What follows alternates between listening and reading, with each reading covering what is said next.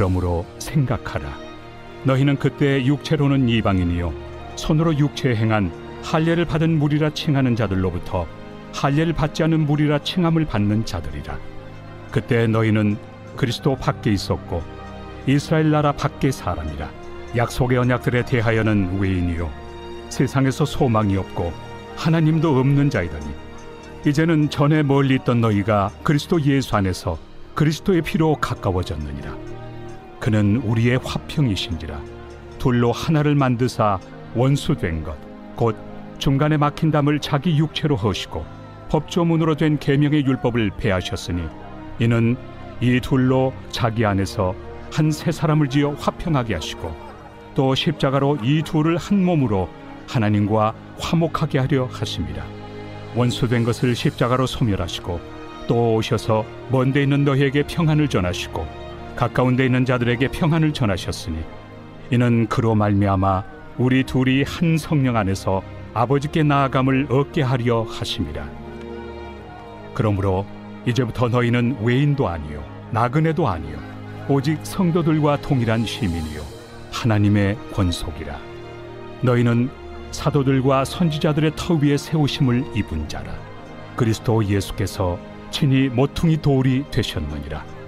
그의 안에서 건물마다 서로 연결하여 주 안에서 성전이 되어가고 너희도 성령 안에서 하나님이 거하실 초소가 되기 위하여 그리스도 예수 안에서 함께 지어져 가느니라. 오늘 설교 제목이 우리는 평화를 누리고 전하는가 라는 제목인데요. 사실 그 대답을 저희가 주일 아침 예배 인사로 나누었습니다. 저희 한 번 더 인사해 볼까요? 샬롬, 예수의 평화를 전합니다.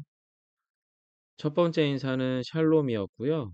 또 두 번째 인사, 저희 설교의 결론 부분에 다루게 될 예수의 평화를 전합니다 라는 인사였습니다. 성도 여러분, 첫 번째 인사 샬롬은 구약의 인사죠. 샬롬이라는 말의 원래 뜻은 온전하다, 완전하다는 샬렘이라는 말의 명사형입니다. 그리고 샬롬은 오늘날에도 보통 인사말로 안녕하세요 또는 잘 가세요 라는 의미로 사용되고 있다고 해요. 그런데 샬롬이 성경에서 사용되면 하나님과의 관계에서 비롯된 평화로운 상태를 말하게 됩니다. 하나님께서 사람들 사이에 함께 하심으로 바로 임마누엘 하심으로 사람들과 세상이 평화 상태를 누리게 되는 것을 의미합니다. 그래서 샬롬은 하나님의 정의, 질서, 조화가 모든 것에 충만한 상태입니다. 예를 들어서 농사 중의 샬롬은 온전한 추수, 풍작을 의미하고요. 전쟁 중의 샬롬은 승리의 귀향으로 누리는 평화를 의미합니다. 그리고 몸과 관련된 샬롬은 몸과 정신이 모두 건강한 균형 잡힌 건강 상태를 말하죠. 사실 여러분, 저의 몸에도 진정한 샬롬이 필요해 보입니다. 그래서 결국에 샬롬은 종교적 언어이고요. 동시에 정치적, 사회적, 문화적 언어이기도 합니다. 성도 여러분, 이런 샬롬 정말 좋지 않습니까? 우리 모두가 누리고 싶은 바로 그 평화의 상태이죠. 여러분, 동양의 유교 사상으로 치면 저는 샬롬이 대동사회인 줄 알았어요. 대학 시절 역사 공부할 때 너무 감동했던 내용인데요. 유교 경전 중에 예기 예운편에서 나오는 가장 유명한 부분입니다. 잠시 읽어드릴게요. 여러분도 한번 상상하면서 들어보시면 좋을 것 같습니다. 큰 도가 행해지면 천하가 공평해져서 어진 사람과 능력 있는 사람이 함께 나아가게 됩니다. 신의가 존중되고 화목이 이루어지게 되죠. 사람들은 자기 부모만 부모로, 자기 자식만 자식으로 여기지 않습니다. 그래서 모든 노인은 평안히 여생을 마치고 모든 젊은이는 적절히 쓰임받으며 모든 어린이는 건강하게 성장합니다. 결국 호라비와 홀어미, 고아와 무자식의 노인, 의지할 데 없는 사람과 병자들이 돌봄을 받습니다. 죄물은 투명하여 반드시 사적 이익만을 위해 사용되지 않으며 힘은 공공 권력으로 개인적 유익만을 위해 사용되지 않습니다. 이런 까닭에 반란은 사라지고 도둑, 절도, 부정부패가 없으니 문을 닫을 필요가 없습니다. 이를 가리켜 대동, 크게 하나됨이라고 합니다. 성도 여러분, 사실 이런 세상살이라면 어떨까요? 정말 멋지지 않나요? 이 정도면 굳이 따로 천국에 가지 않아도 될 것 같습니다.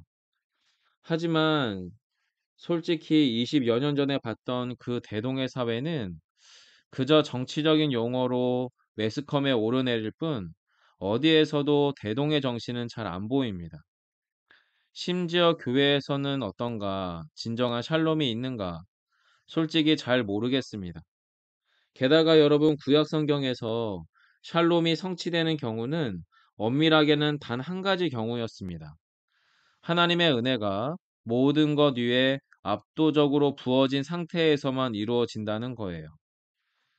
첫 번째 샬롬은 에덴 동산이었습니다. 단 아담이 범죄하기 전까지의 샬롬이죠. 두 번째 샬롬은 출애굽 당시 성막에 여호와의 영광이 구름같이 임했을 때입니다. 단 이스라엘 백성들이 자신들의 장막으로 돌아가서 범죄하기 전까지의 샬롬입니다.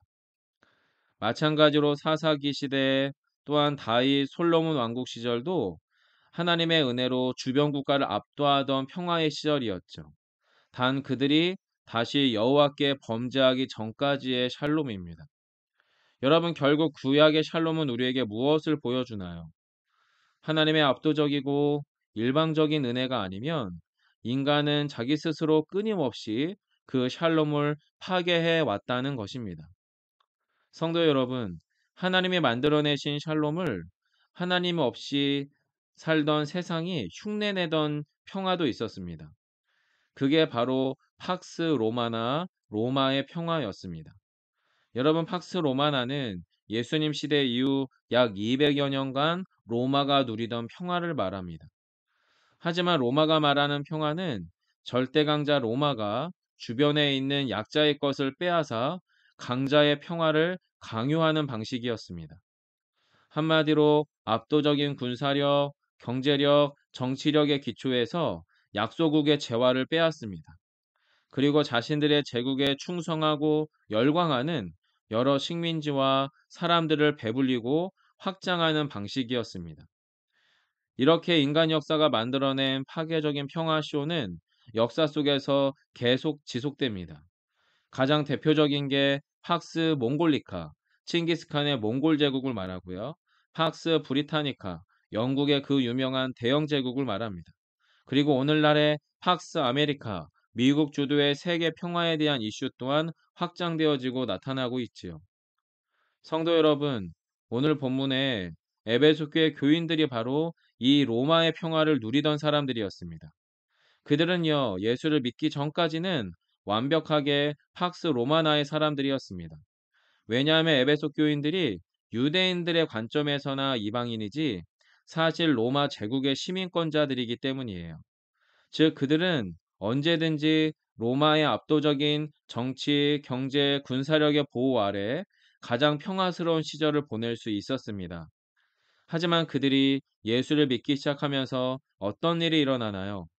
그들은 더 이상 로마 시민권자로서 당연히 누리던 것들을 상실할 위험에 처하게 됩니다.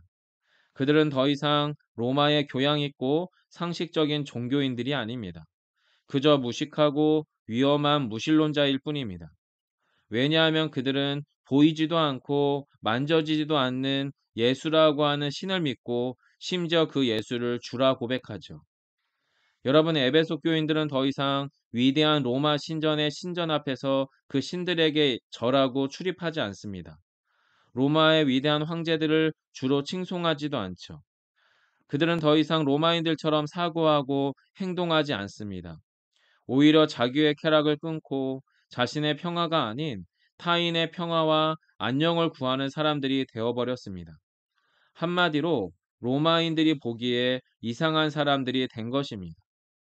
그런데 에베소 교인들에게 진짜 큰 위협은 교회밖에 있지 않았습니다.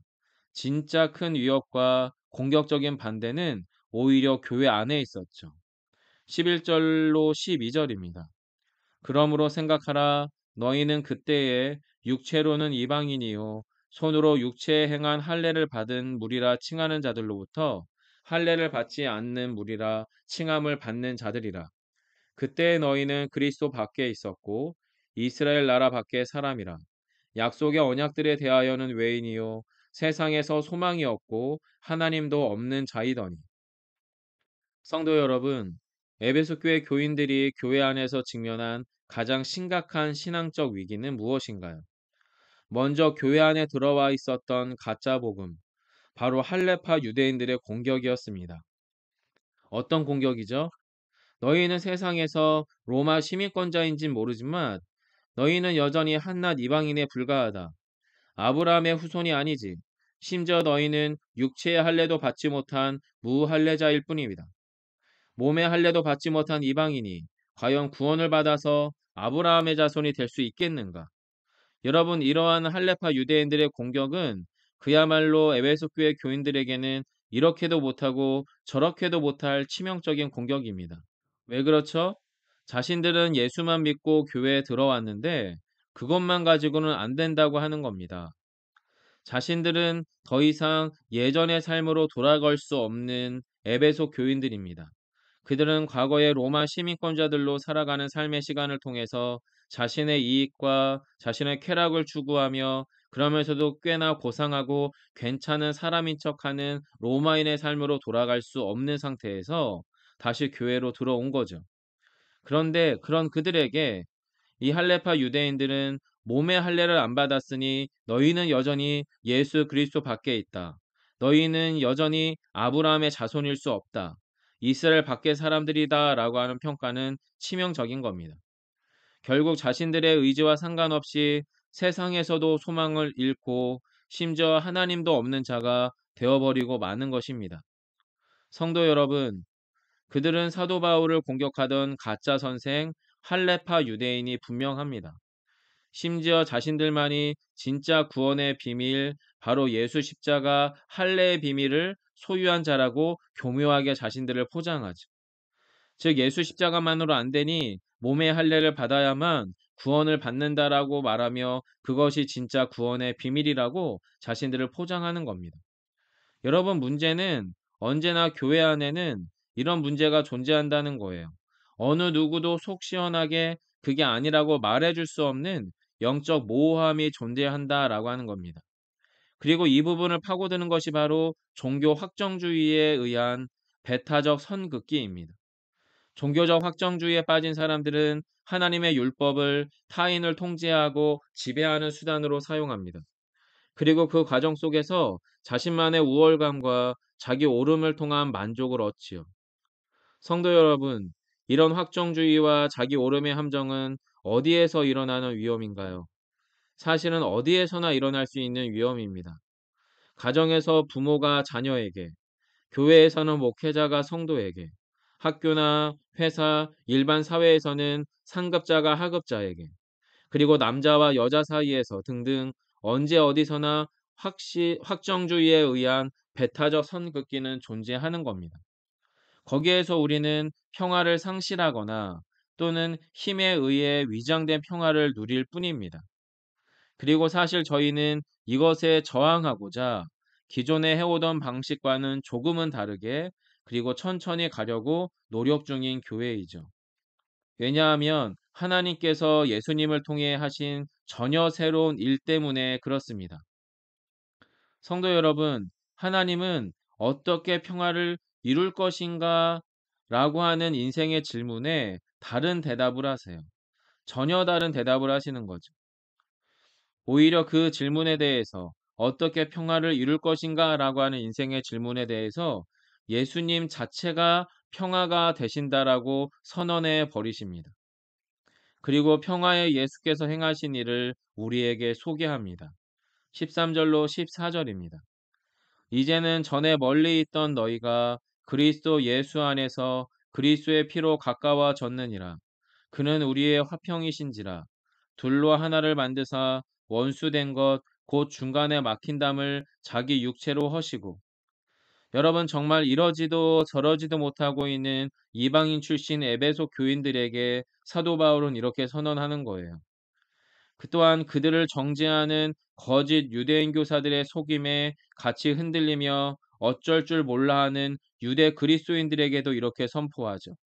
그리고 또한 가정이나 교회, 우리의 일상과 또한 관계에서 자기 확정성의 함정에 빠져 때로는 판단하고 정죄하는 자리에, 또 때로는 판단받고 무너져 힘들어하는 자리에 있었을 우리 인생들을 향해 주님이 선언하십니다. 에베소 교인 여러분, 예전에 여러분이 예수 그리스도와 멀리 있었던 것은 맞습니다. 하지만 어차피 우리 인생은 도저히 구원의 완성에 이르도록 주님께 가까이 가질 못합니다.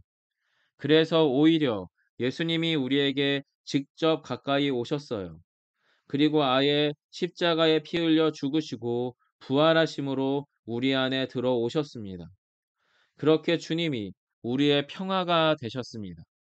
주님은 우리가 생각하는 평화, 우리가 원하는 평화를 만들어 주신 게 아니라 우리 안에 들어오신 주님 그 자체가 바로 평화이십니다. 성도 여러분, 이 위대한 선언은 우리 안에 들어오신 예수님이 평화 그 자체라고 하는 것입니다. 우리에게 이 예수님이 평화 그 자체라고 하는 위대한 선언은 우리를 어떤 영적 변화의 지점으로 초대할까요? 먼저는 유대인과 이방인이 하나가 되게 하셨고 또한 그 벽을 직접 허무셨습니다.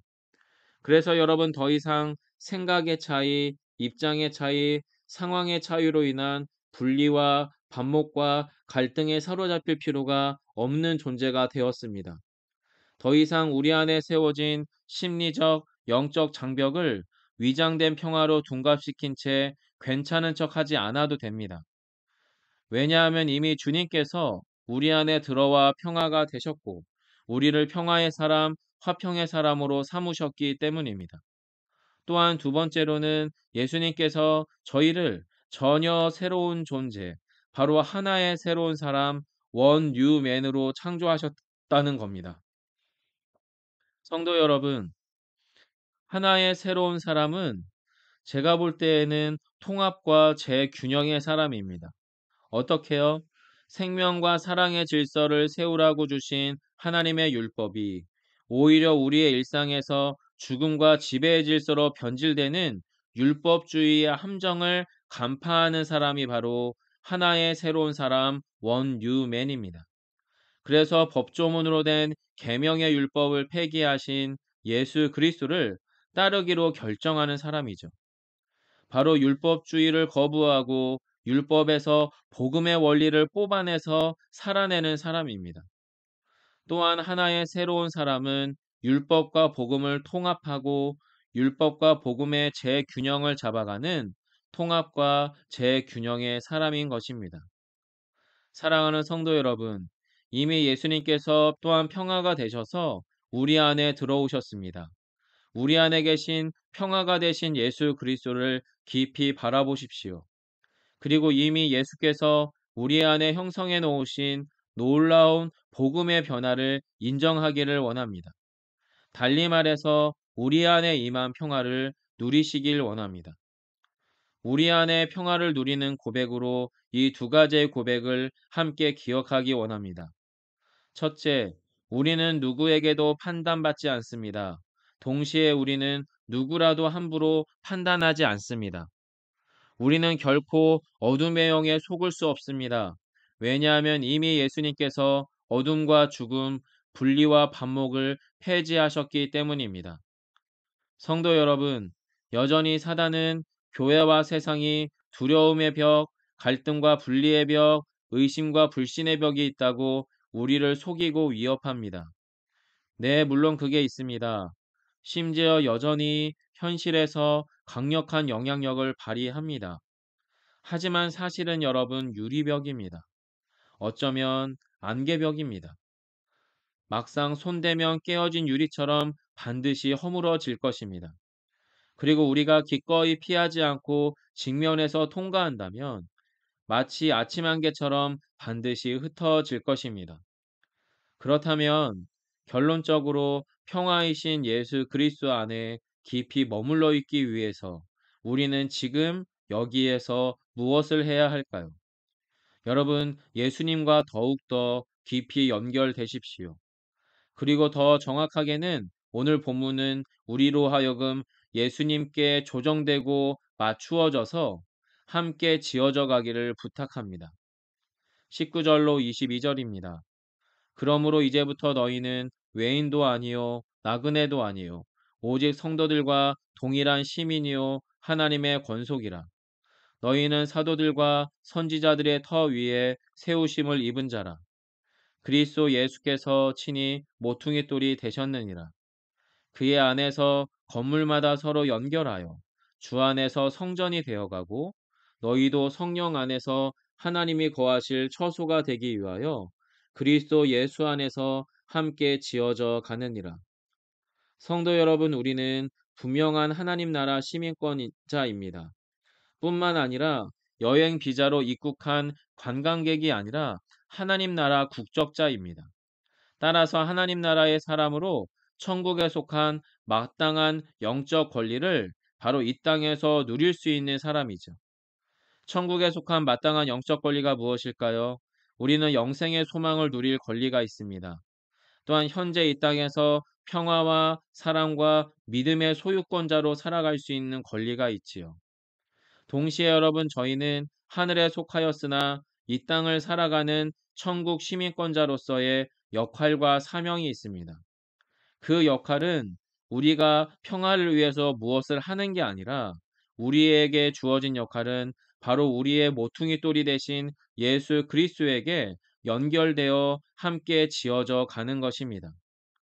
여러분, 이 사진을 보면 맨 아래에 가장 크고 견고한 돌 하나가 보입니다.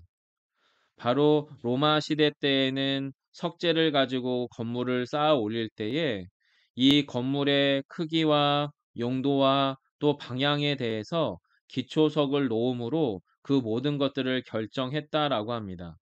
즉, 주님께서 이 모퉁이 돌이 되신다라고 하는 것은 모퉁이 돌이 되신 예수 그리스도를 통하여서 함께 지어져가는 성도들의 삶이 어떠해야 되는지를 보여주는 거죠.